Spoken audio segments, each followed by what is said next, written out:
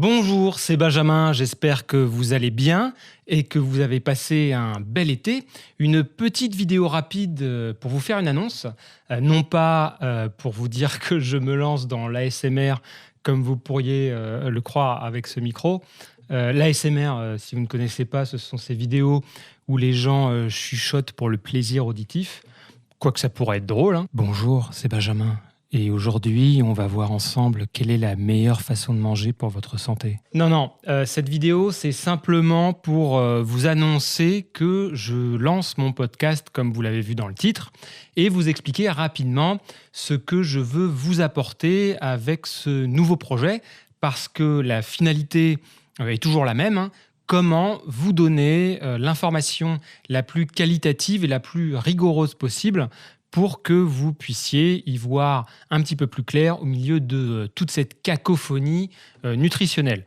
Parce que le constat de départ, hein, j'en avais déjà parlé dans de précédentes vidéos, il est toujours le même. Grâce à Internet, cet outil formidable, hein, on n'a jamais produit autant de contenu sur la santé. Des milliers d'articles et de vidéos sont mis en ligne chaque jour, mais malheureusement, une grande partie de ces contenus sont, il faut vraiment être honnête, d'une grande médiocrité. Alors, cherchant soit simplement à faire du clic avec des titres racoleurs, soit à carrément faire la promotion de pseudosciences défendues par les pires charlatans. Alors, il existe évidemment, heureusement, du contenu de qualité, mais perdu, noyé au milieu de toute cette masse. Et comme vous le savez, j'essaye très très modestement à mon petit niveau d'apporter ma pierre à cet édifice de l'information rigoureuse et scientifique. Mais cela me demande, comme je vous l'ai déjà expliqué, pour chaque vidéo, des dizaines voire des centaines d'heures de lecture de la littérature scientifique, de recherche. Et donc, je ne peux pas en sortir aussi souvent que j'aimerais et aussi souvent que vous voudriez. Un autre constat, c'est que dans les pays francophones, et en France particulièrement, ce n'est pas trop dans la culture des scientifiques et des vrais experts de prendre la parole publiquement. Je ne leur jette pas du tout la pierre, hein. Beaucoup estiment, et c'est normal, que leur boulot, c'est d'être dans leur labo, pas de parler forcément dans les médias. Mais comme la nature a horreur du vide, cela laisse forcément la place à des personnes moins compétentes ou bien qui, elles, ont un intérêt financier à prendre la parole, par exemple pour vendre des livres ou des produits. Et donc voilà, forcément, c'est pour ça que je trouve que c'est dommage. Il y a des domaines où par la force des choses, ça commence à bouger. Je pense notamment au sujet du climat, du changement climatique, où là, il y a plus de vrais experts qui commencent à prendre la parole. Mais en nutrition, on invite encore souvent dans les médias les mêmes guignols depuis 20 ans.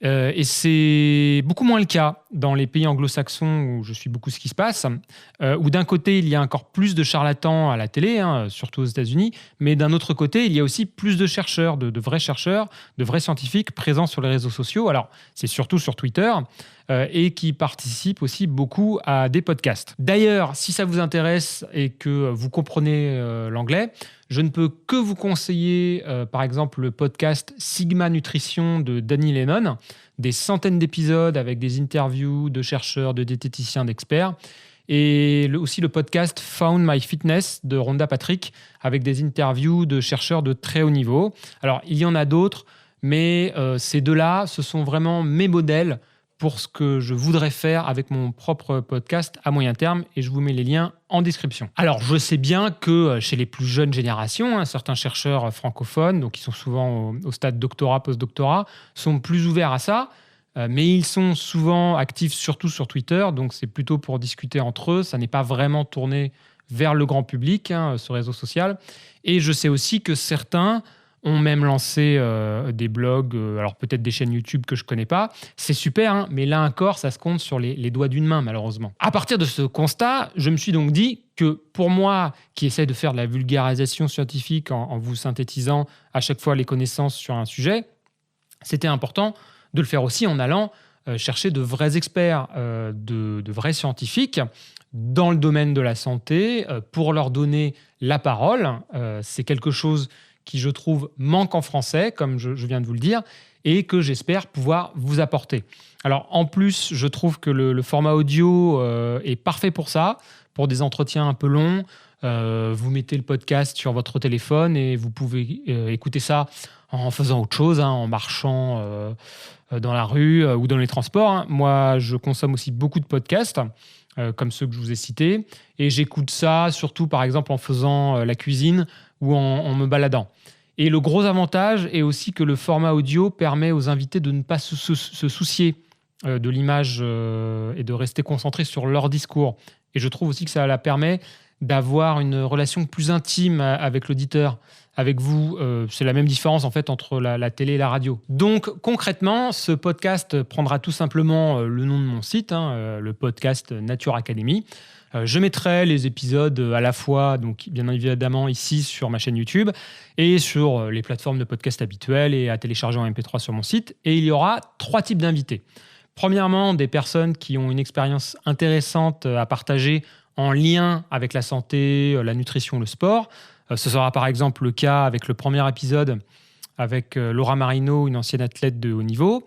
Deuxièmement, alors ce sera sûrement plus rarement des invités autour de la thématique très large de la consommation responsable et pas seulement dans l'alimentaire, parce que c'est important aussi d'être un petit peu pragmatique de temps en temps.